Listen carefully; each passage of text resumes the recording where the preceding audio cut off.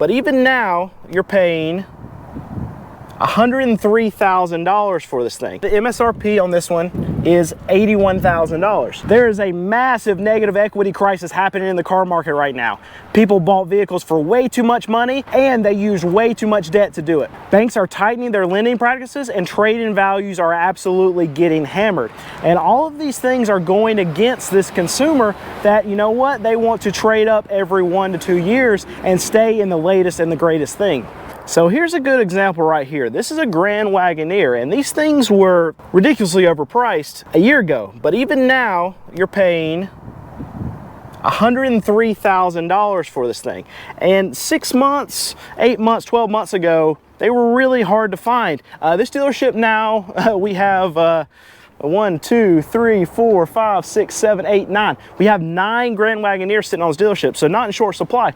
But when they were in short supply, people were paying that $103,000 plus, in some cases I've seen, $20,000 markups. So I'm here at Ford today to show you an easy example of this. This is an F-150 Platinum right here. And you can see right here the MSRP on this one is $81,000. Now, this dealership that I'm at right now, they don't have any add-ons, they don't have any market adjustments, but that's actually still rare even in today's market. And if you go back a year, you go back 18 months, then almost every dealership that I've been to check, they've all had market adjustments, they've all had add-ons. So that truck last year would not be $81,000. In some cases, I've seen market adjustments of $20,000 added onto these trucks. So when someone goes to buy that truck, then it wouldn't be $81,000, it would have been $100,000. So if this consumer is like a lot of consumers that buy these nice big Platinum F-150s, they pay that $100,000 for the truck, and you know what? In a year, in 2 years, they're ready for the next new thing, because you know what, they deserve it, and they always want to have the latest and the greatest thing, so they buy new trucks every year and just trade in and keep rolling negative equity and rolling negative equity and rolling negative equity. Never had a problem actually getting into another new truck.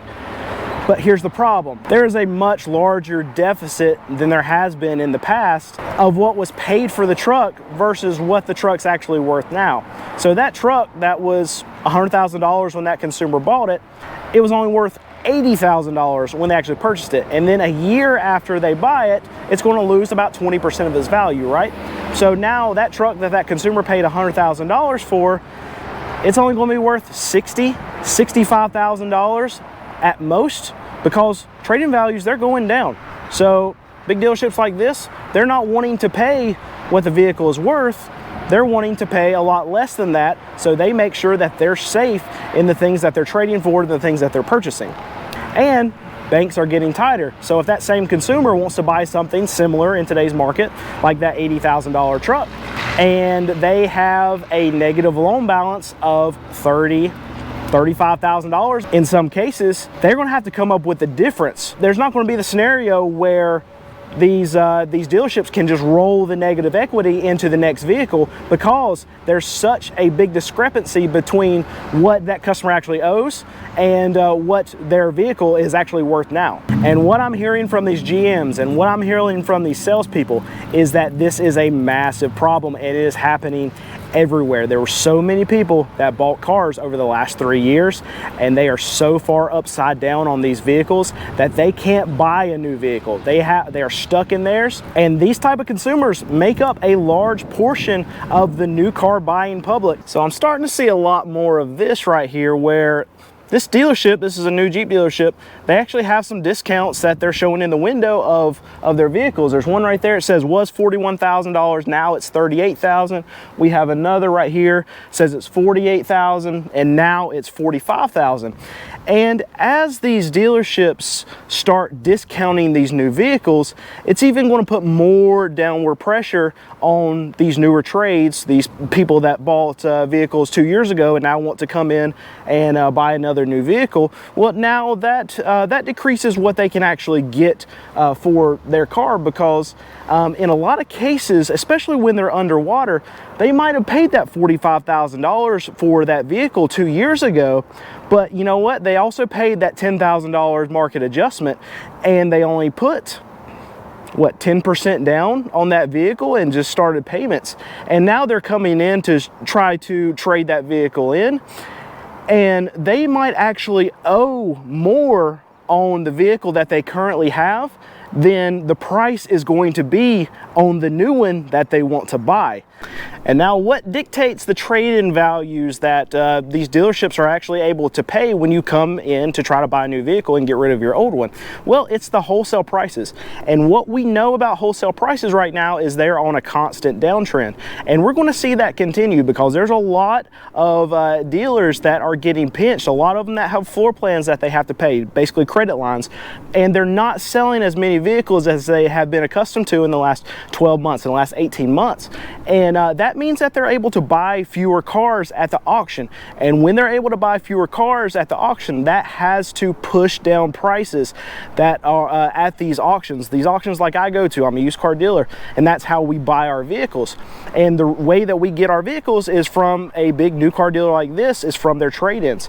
And if their trade-ins aren't bringing a premium anymore like they were, then the prices of the wholesale values have to go down. When wholesale prices continuously go down, the amount that they're able to offer for trade-in values has to go down. And most Americans right now, they're living paycheck to paycheck, so they don't have a bunch of available cash just sitting around that they can pay the difference on these underwater loans when they want to go try to buy a new vehicle. And in some cases, it's going to be $20,000 because of these market adjustments, because of these crazy add-ons that they paid a year, 2 years ago.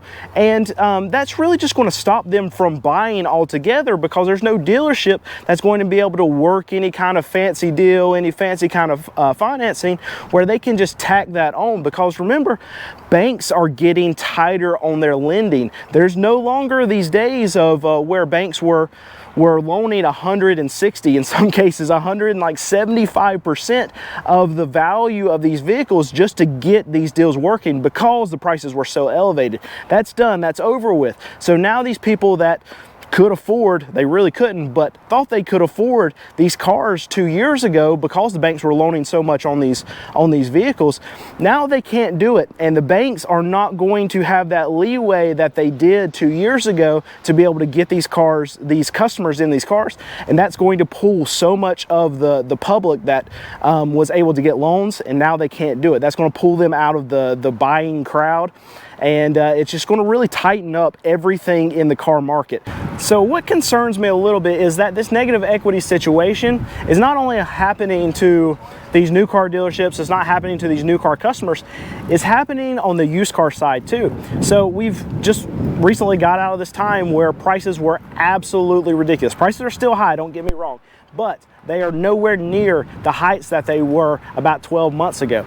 And you're getting into situations where consumers bought a used vehicle 12 months ago, and now they're finding that same vehicle and they can buy it right now for a cheaper price than what they owe on the vehicle that they bought last year. And what has me concerned is that people that realize this in the used car market is that why would they continuously pay on this car where they could go and buy something similar, something even better for a less amount than what they actually owe on the car that they're driving right now. So you might see a situation where these consumers potentially start walking away from these car loans, start walking away from these vehicles because they can just buy something cheaper than what they owe on their current vehicle. And I know what you're saying, well, you know what, they get their car repossessed, their credit's going to tank, and then they're not going to be able to get into a new vehicle because they can't get a loan, right? Well, not really, because a lot of dealerships actually hold their own notes. And if a customer can come up with a down payment and it looks like they have a job that can actually sustain the monthly payments, then a dealer will get that customer into a car. And it doesn't matter if they have a repo. It doesn't matter if they have bad credit, because you know what? They'll just start the whole process over again. And if that consumer misses a couple payments, then that dealership will just go pick up the car and then they'll start the whole process over again. And that actually leads me to talk a little bit about repossession. See, I'm a used car dealer and I go to these used car dealer auctions. And what we've seen is a big spike in repossessions that are coming into the system. And not just these small buy here, pay here, mom and pop shop repossessions that I talk about a lot. We're seeing big banks. We're seeing Wells Fargo. We're seeing Capital One. We're seeing a lot of these big time lenders that are supposed to be checking these borrowers and actually making sure that they can afford these payments, we're seeing them explode in repossessions. We're seeing it in the numbers. We're seeing delinquencies go up. And that's going to continue because the price of everything is high and inflation is still a big, bad problem. And it's probably not going to ease up anytime soon. So because now that there are far more of these negative equity situations, and I mean these ridiculous negative equity situations, it's actually taking buyers out of the market where demand has already been crushed, right?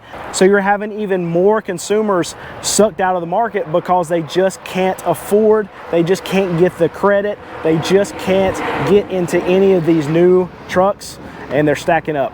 So now, how do you avoid this negative equity crisis that's going on in the car market right now? Well, in my opinion, it's very easy. How you can avoid it is just by buying something that you can actually afford. And when I say afford, it doesn't mean that you can just make the payment on a car that you're financing. I mean that you can actually pay cash for the vehicle. And we can have that debate of if you actually have to finance something to buy it, can you afford it or not? And one thing I like to do is I like to listen to a lot of billionaires. I like to listen to a lot of people that have a lot of wealth and hear what their opinions are on what you should spend money on and how you should spend your money to gain the wealth that they've accumulated over their lives.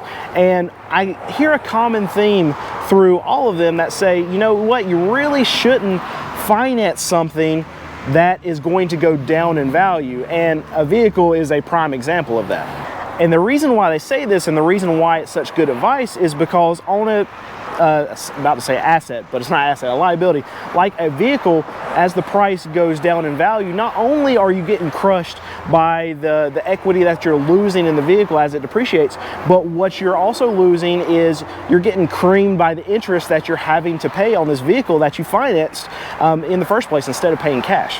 And I know what you're saying, Brandon, who has $20,000 sitting around in cash that they can actually buy a car with? Not a lot of people, but I can tell you that most people can come up with $3,000. Most people can come up with $4,000.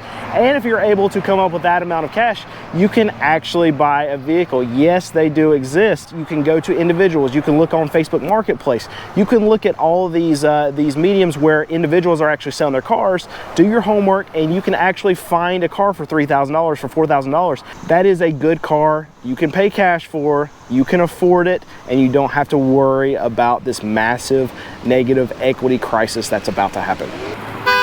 Beeps. So because of all these because of this massive amount of negative equity, because of all of these negative equity